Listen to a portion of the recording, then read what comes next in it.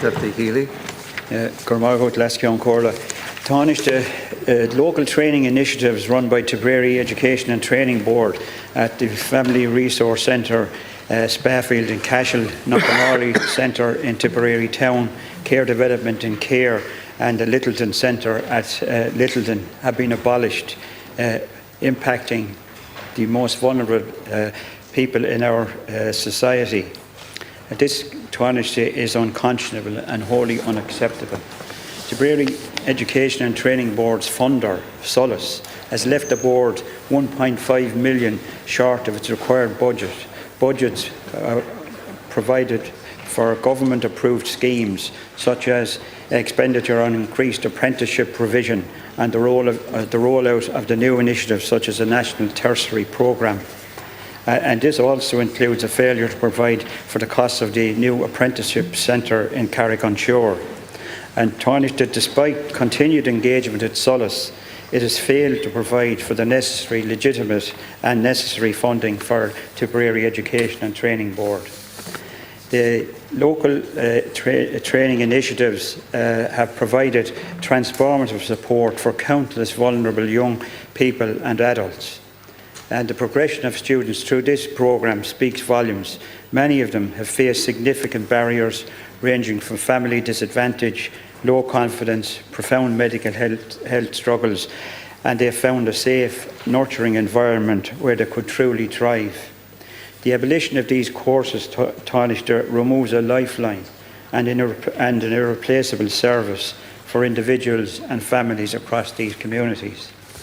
The courses are also a lifeline for young and lone parents who are trying to break free from generational poverty and build better lives for themselves and their children. The courses offer more than education. They offer hope, routine, purpose and a pathway to employment and independence.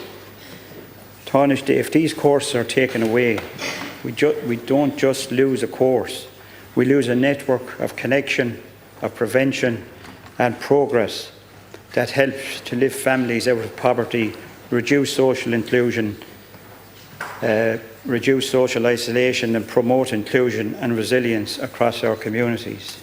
Tarnish, the true measure of any society is how we deal with our most vulnerable individuals.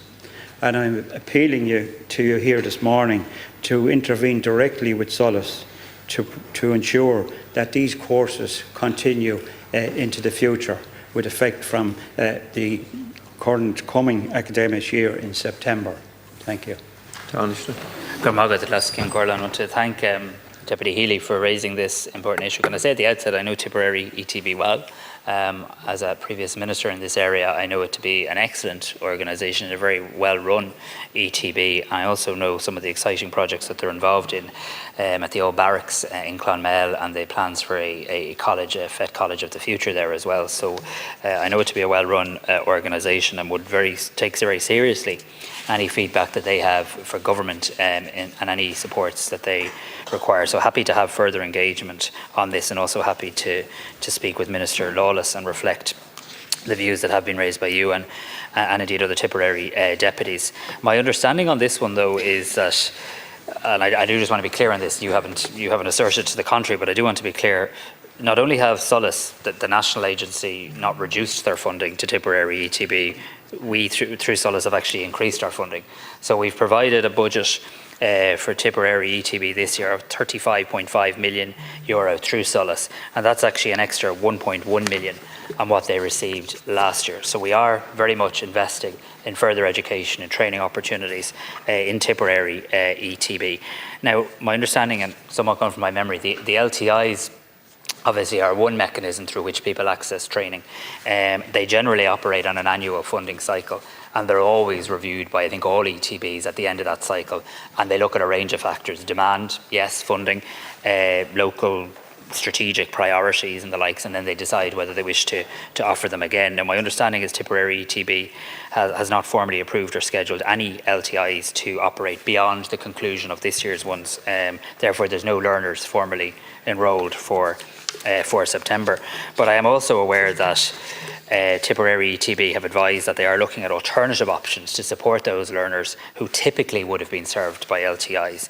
It's requested contact details of any current or prospective LTI learners, and it intends to engage with each of them on personalised guidance and look at the various educational options that might be available to them as well.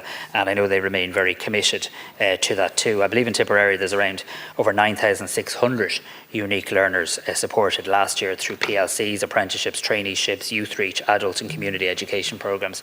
So what I would just say respectfully, and like I say, I'm happy for us to have further engagement with Minister Lawless on this and with Solas.